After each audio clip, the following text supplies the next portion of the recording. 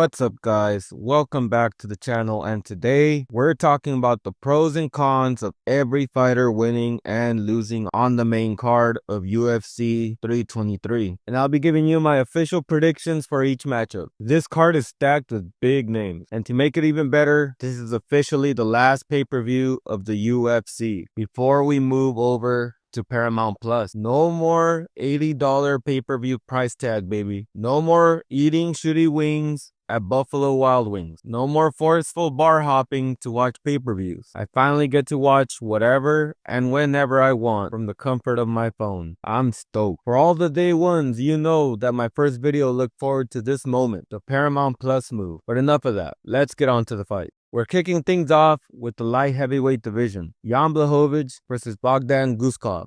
Jan Blachowicz is coming in with a 2-fight losing streak and the draw, and his last win was over 3 years ago. But context matters here, because his losses are not bad losses. He has a split decision win to Alex Pereira, who went on to become the longest reigning light heavyweight champion since Daniel Cormier and John Jones. He has a unanimous decision loss to Carlos Ulberg, who's arguably next in line for the title. And he has a draw with Magomed Ankalaev, who was former champion before Payton sent him to the Shadow Realm. So for a 42-year-old man, that's not too shabby. On the other side, we have Bogdan Guskov riding a 4-fight finishing streak.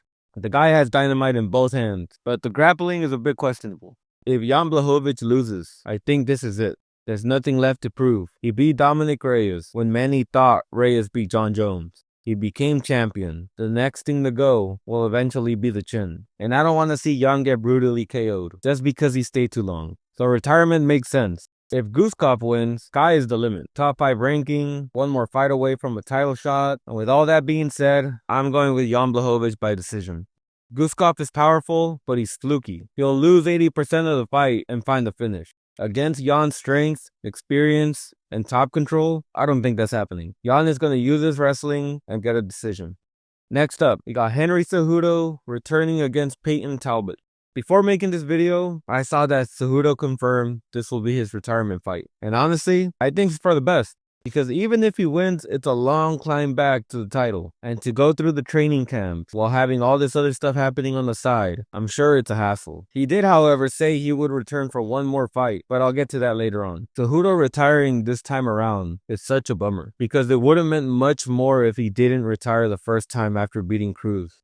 That decision will go down as one of the worst decisions ever made by a fighter during their career. I once heard Khabib say, there's so many young guys that have the potential to be great, but messed it up when they step away, because once they return, they are unable to replicate what made them great in the first place. And although Cejudo is older than the age range Khabib was talking about, it still applies to him. Imagine how far Cejudo could have gone. He could have gotten the Volk fight, but decided to retire early, talk shit on Twitter, and ruin all those things from taking place. But it is what it is. I'm happy he's choosing to end his career now, and I hope for the best for him. But let's talk about the fight now. Cejudo is on a 3-fight losing streak, but again, the names matter. He lost to Aljamain Sterling, who was the champion at the time. He lost to Merab, arguably the greatest bantamweight we've ever seen. And he lost to Song Yadong, but that was by an eye poke. And he was competitive in all of them. Meanwhile, Talbott beat Felipe Lima, but got dominated by Raoni Barcelos, especially in the grappling.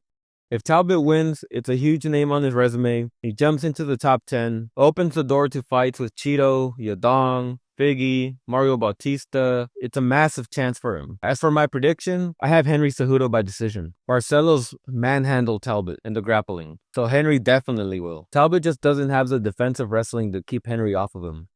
For the featured fight on the main card, we got Brandon Moreno versus Tatsuro Taira. Moreno is coming off a 2-fight win streak over Amir Albazi and Steve Erceg, and Taira is coming off a win over Young Sung Park and continues to improve each fight.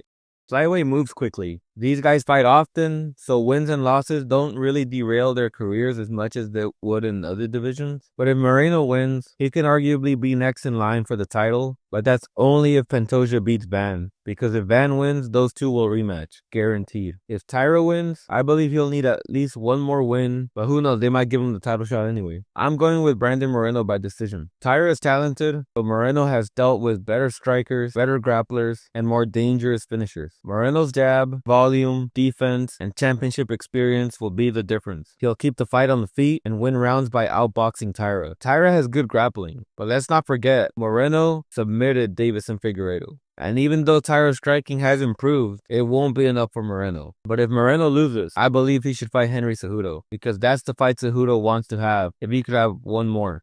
They should run that fight. Why not? What else do they have to lose? Next up, we got the people's main event, Alexandre Pantoja versus Joshua Van for the flyweight title. I am hyped for this fight. Both guys have bricks for heads. Both guys are durable as fuck, but if anyone gets the KO, it's Joshua Van. And if anyone gets the submission, it's Pantoja. Pantoja is on a 10-fight win streak with 4 title defenses. Dude is on his way to clear up his division. Van is on a 5-fight win streak, including a unanimous decision win over Brandon Royval, who was arguably the second best flyweight at the time. If Pantoja wins, he continues to build one of the best flyweight title runs and adds another title defense to his legacy. If Van wins, this division gets a brand new face, flyweight opens up, and the momentum will shift. I'm taking Joshua Van by decision. Pantoja's recent wins are not aging well. Van's striking is sharp, his timing is clean, and something tells me he's taking the belt. I don't know what it is. The aura around him is telling me he ain't leaving without the belt. It's the same aura I saw around Bilal when he was fighting Leon Edwards for the belt. Something about Van just makes sense. Dude has too much riding on this fight, and I always love when dudes make it to the top and buy their mama house. Something about that made me a fan, so I might be a bit biased. But that's not to say Pantoja can't win either. I'm going with Van like 51-49. So in my eyes, either one can win. Pantoja has more championship experience and has high-level BJJ, but he doesn't really go for too many submissions if I'm being honest. Shit, if Van wins, I might just tear up, dude. Then we move on to the main event, Merab Dvalishvili versus Petr Yan 2 for the Bantamweight strap. This is history in the making. Merab coming in with a 14-fight win streak and 3 title defenses. This fight would be his 4th defense in a single year, breaking 2 records, the most title defenses in Bantamweight history and the most title defenses in the calendar year. Think about that. In 1 year, Merab will have a better resume than almost every Bantamweight champion ever. Look at the names he's defended the belt against. Sean O'Malley twice, Corey Sandhagen, Umar Nurmagomedov, plus wins over Petr Yan, Henry Cejudo, and Marlon Moraes on his way to the title. No one in the future is replicating this. Merab is building a one-of-one legacy. As for Petr Yan, Yan is on a 3-fight win streak since losing to Merab. All unanimous decisions. Solid performances showing that he has improved, but has he improved enough to beat Merab? Let's be honest here. Nobody really thinks Petr Yan is winning this fight. He will make it more competitive than the first fight, sure. But Merab is in God mode now, son. I'm in God mode nowadays, son. The pressure, the cardio, the pace, it's too much. Yan being a slow starter is literally the worst weakness to have against Merab. So my obvious prediction is Merab by dominant decision. Submission, maybe. Hurting Yan, I can see it happening. Knocking out Yan, I don't see it. I've been seeing that floating around and I don't see that happening. And let's be real, even Aljo couldn't submit Yan with full back control and a body lock.